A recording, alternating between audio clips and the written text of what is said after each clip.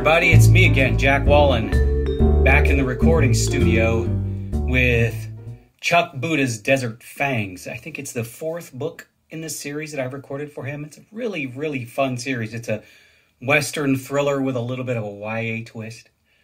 And here I am back with some audiobook narration tips for all you people out there who are either in the biz or thinking about getting into the biz.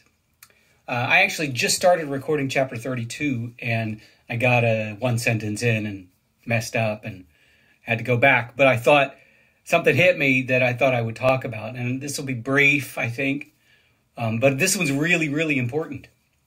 I stand when I record. I have a standing desk, and I prefer this. And I think you should follow suit. I'll tell you why. Because I believe standing, as opposed to sitting, or kneeling, or laying down. I don't know anybody that lays down when they record their audiobooks.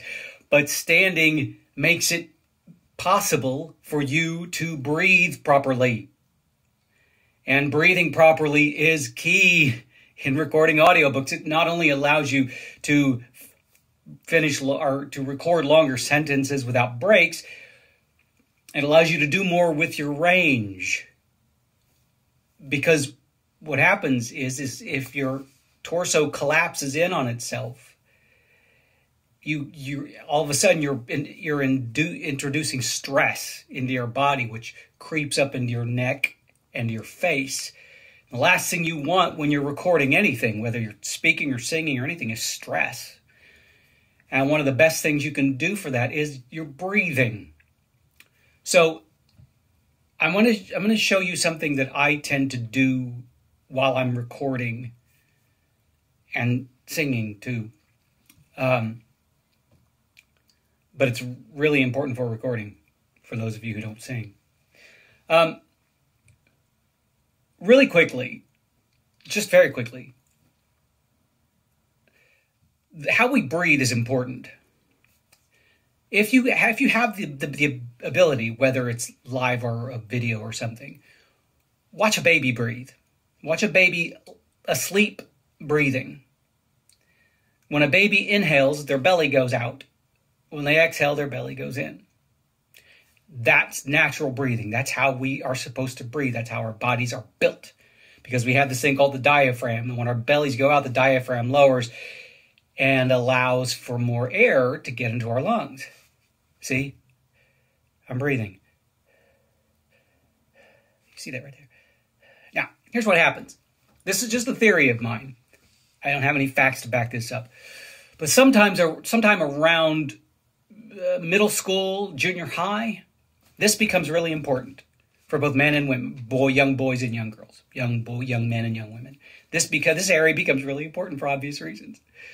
So what happens is that we start breathing up here and we stop breathing down here, and we don't want our friends and those that we are smitten with to see our little bellies going in and out. We want our bellies to be nice and flat and toned. We don't want to walk around going, because that's a little weird looking. But so what happens is we start breathing from our chests, and that's incorrect. That introduces stress into the mix, right? So, and when you're breathing from your chest, you're introducing stress and you're not getting enough oxygen. That's really important. And most likely when you go to sleep at night and your brain kind of is kicked to the curb and your body takes over, you breathe correctly. So we want to be able to breathe correctly while we record our audiobooks, because we're going to sound better. Now, one thing I like to do is have a bit more of my lower register. And in order for that to work, we have different registers. We have our head register, we have our neck, and then we have our chest. And for me, the best way to get that is to really kind of expand the chest, and then I get that resonator. But it also kind of locks that in place, so my chest isn't going out when I breathe. And I can use my breath more efficiently. So when I'm recording, I take a breath. I expand my chest, and a lot of times I'll have my arms out to remind me to keep my chest expanded. So I'm not breathing with my chest. I'm breathing with my stomach. So I'll go ahead and demonstrate a line, just so you know I'm not yanking your chain or pulling your leg or joshing you. There are no shenanigans going on here. Here we go. I'm starting from the very beginning. Chapter 32. James kicked up dust as he walked with purpose towards the gate. No, grave, mistake. Let's just start that over. See what happens? I heard a click anyway from my mouth, so I would have done that again anyway. So try it again. Chapter 32. James kicked up dust as he walked with purpose towards the grave. He had slung a shovel and pick over his right shoulder, ignoring Sarah's shouts from the porch. The previous night of terror had morphed into a bleary-eyed morning of exhaustion and fighting. James had insisted the grave should be exhumed so they could determine the state of the body within.